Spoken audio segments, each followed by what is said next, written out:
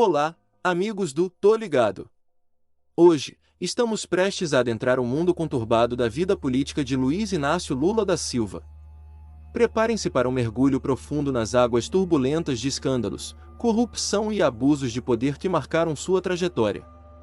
Neste vídeo, vamos expor os fatos mais sombrios que circundam a carreira de Lula, indo da prisão até a presidência, sem rodeios e sem censura. Se vocês estão prontos para conhecer o lado mais controverso de Lula, continuem assistindo, porque aqui no Tô Ligado, vamos direto ao ponto. Lula, da cadeia à presidência. Luiz Inácio Lula da Silva, conhecido mundialmente como Lula, é uma figura política influente do Brasil, nascido em 27 de outubro de 1945, em Caetés, Pernambuco, foi o sétimo de 8 filhos em sua família.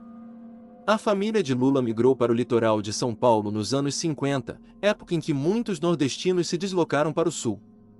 Teve sua carreira como metalúrgico. Foi nesse ambiente que Lula começou a desenvolver sua estratégia política. Foi como metalúrgico que Lula perdeu o dedo mínimo da mão esquerda. Esse incidente, ocorrido em 1964, serviu como símbolo em sua carreira política. A ascensão de Lula como político começou nos anos 70, no ABC Paulista, um polo industrial. Ele conseguiu mobilizar os trabalhadores em grandes greves e negociações com empregadores. Essa fase de sua vida também é vista por críticos como o início de um percurso que revelaria o lado mais obscuro. Lula teria, ao longo dos anos, se envolvido em práticas questionáveis e alianças polêmicas, com escândalos de corrupção associados a ele e ao seu partido. Na década de 1970, Lula começou a construir sua imagem como político brasileiro. Sua história foi marcada por uma série de greves e mobilizações que desafiaram o governo da época. Essas ações tiveram um impacto no cenário político do Brasil. No entanto, havia motivações mais obscuras e estratégicas por trás de suas mobilizações. Durante esse período, Lula também começou a estabelecer conexões com outras figuras políticas, como José Dirceu, que se tornaria uma figura-chave no Partido dos Trabalhadores, PT, e Fernando Henrique Cardoso. Estas relações foram fundamentais para a ascensão política de Lula, mas também marcaram o início de uma rede de influência que mais tarde seria associada a escândalos de corrupção. José Dirceu, em particular, é uma figura controversa na política brasileira.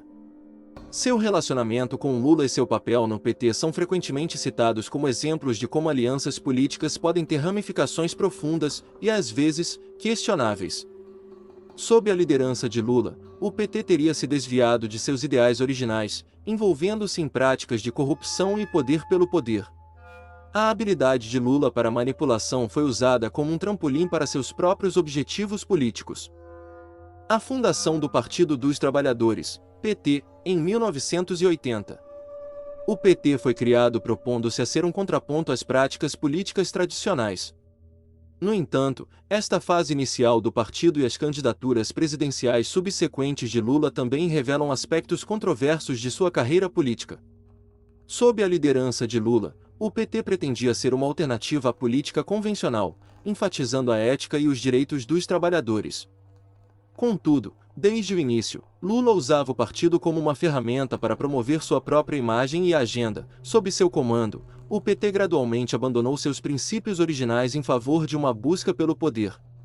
Lula concorreu à presidência do Brasil em 1989, 1994 e 1998.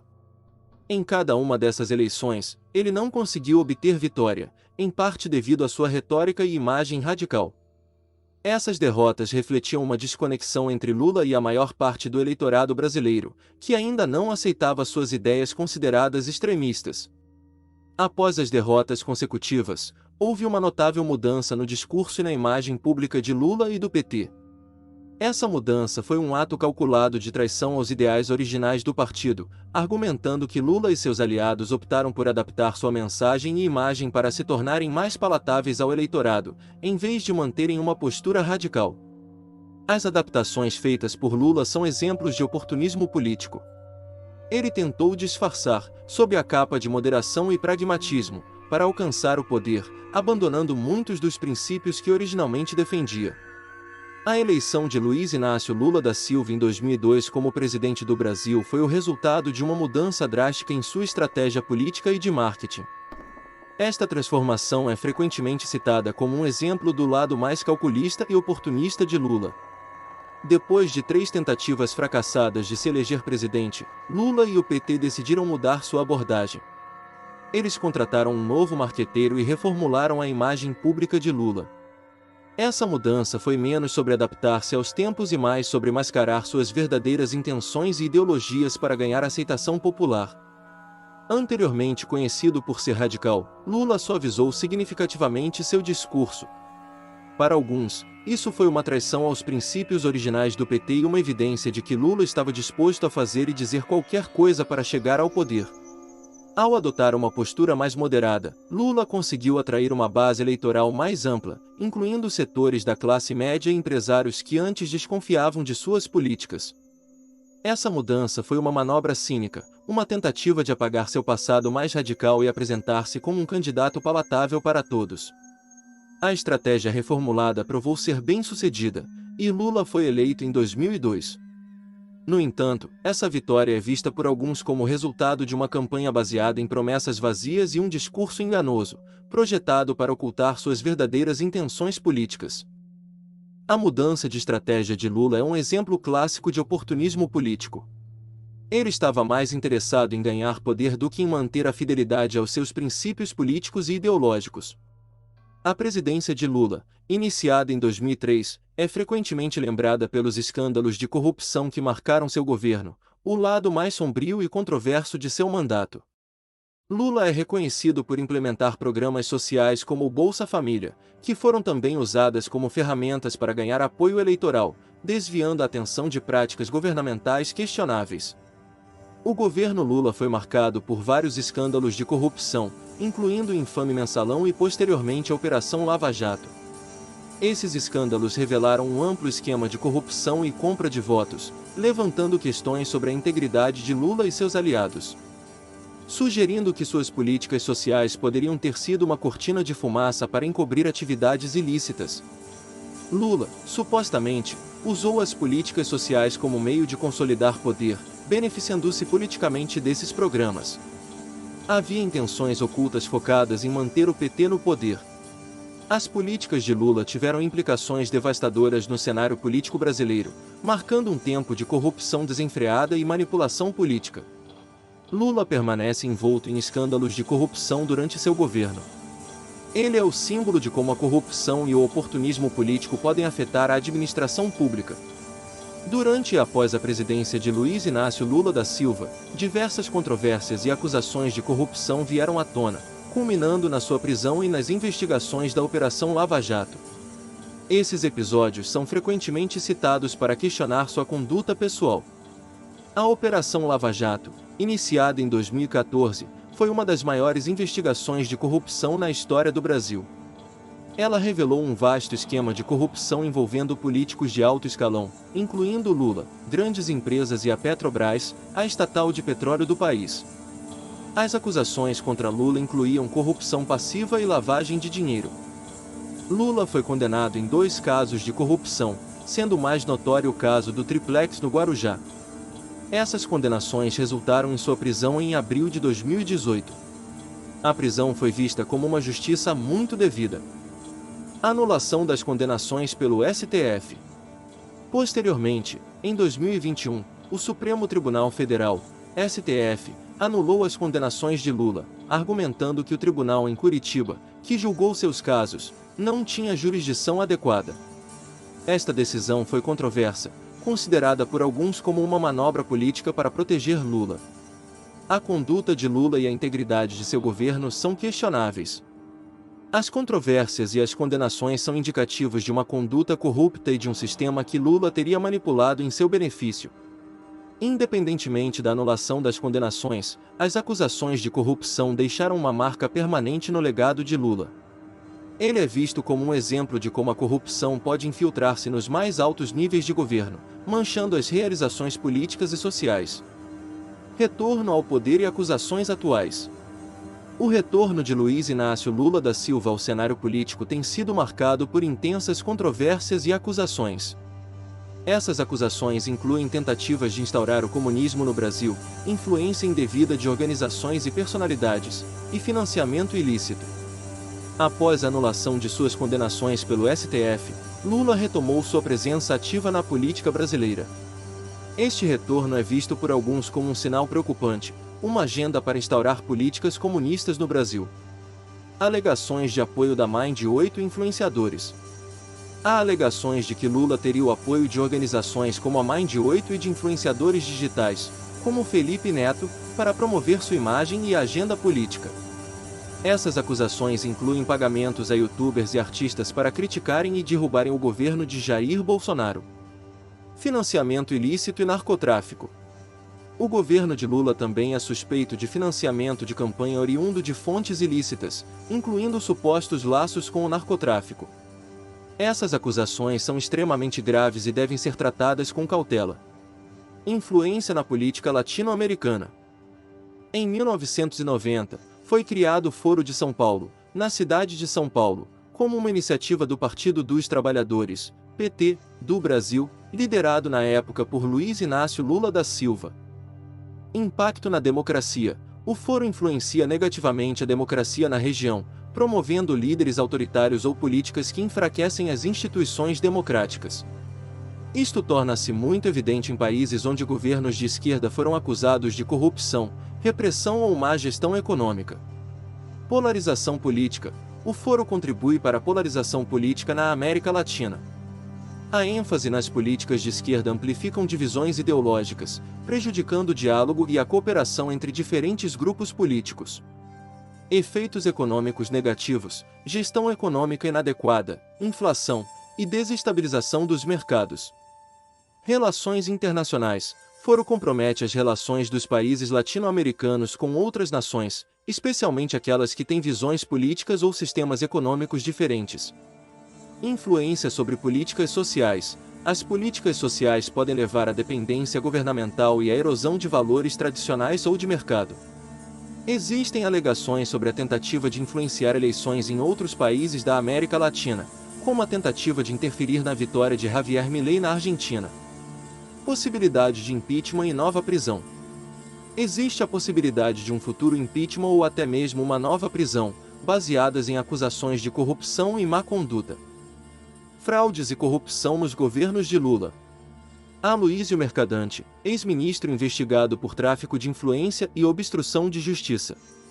Antônio Brito, deputado federal citado na Lava Jato por supostamente receber recursos da Odebrecht na eleição de 2010.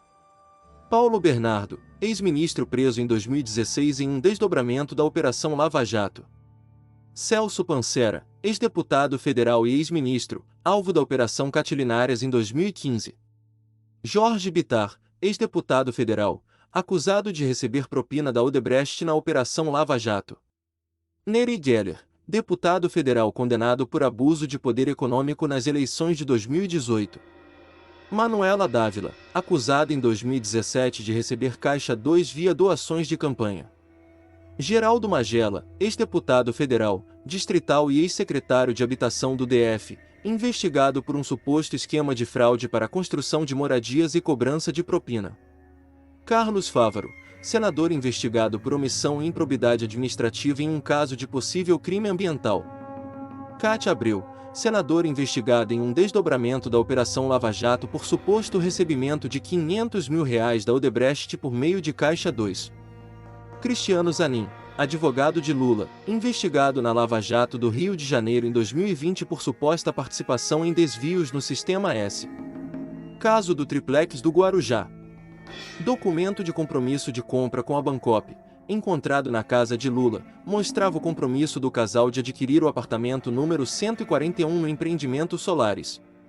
Número rasurado, um documento de proposta de aquisição do imóvel encontrado na casa de Lula tinha o número 174, do Triplex, alterado para 141. Ficheiro Excel da Bancop, listagem de todas as unidades do empreendimento, onde apenas a unidade 174, Triplex, estava marcada como reservada. Inação de Marisa Letícia, A esposa de Lula não tomou nenhuma ação quando a Bancop passou o empreendimento para a OAS, indicando interesse pelo triplex. Testemunho de Léo Pinheiro. O presidente da OAS declarou que o triplex foi oferecido a Lula como parte de um esquema de corrupção. E-mails e mensagens no WhatsApp.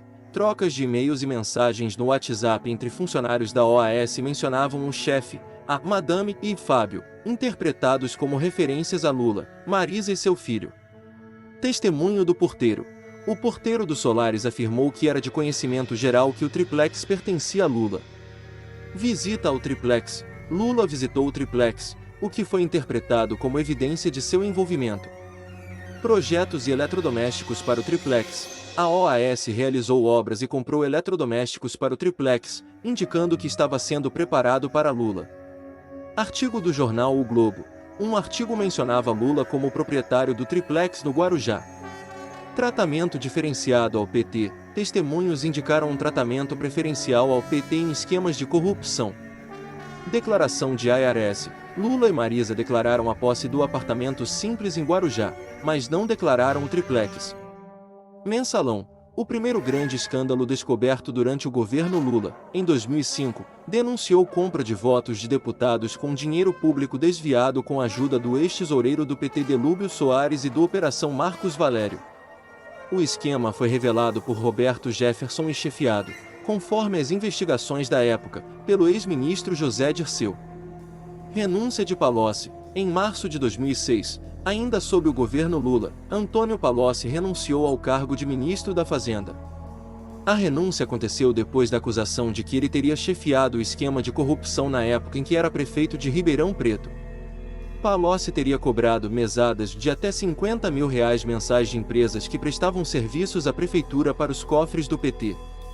Prisão da cúpula. Em outubro de 2012, 8 anos após a explosão do escândalo do Mensalão, José Dirceu, José Genuíno e Delúbio Soares foram condenados por corrupção ativa e formação de quadrilha.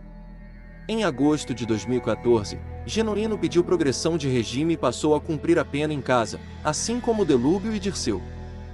Faxina de Dilma. No primeiro ano de mandato da presidente Dilma Rousseff, em 2011, perderam o cargo sob suspeita de malfeitos os ex-ministros Antônio Palocci, Fazenda, Wagner Rossi, Agricultura, Orlando Silva, Esporte, Pedro Novaes, Turismo, e Mário Negromonte, Cidades.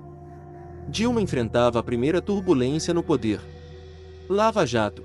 O juiz Sérgio Moro, a Polícia Federal e o Ministério Público Federal conduziram as investigações do maior escândalo de corrupção do país, com foco inicial no desvio de recursos da Petrobras. O PT é um dos partidos com o maior envolvimento no esquema de corrupção, ao lado do PP, MDB e PSDB. Delcídio do Amaral delator, o ex-líder do governo, o senador Delcídio Amaral foi preso em flagrante ao tentar comprar o silêncio do delator Nestor Cerveró. Em negociação para firmar acordo de delação, Delcídio implicou Dilma e Lula no escândalo da Petrobras. Afirmou que ambos atuaram para melar a Lava Jato. O MPF concluiu que ele mentiu no depoimento e chegou a pedir que a delação dele fosse cancelada.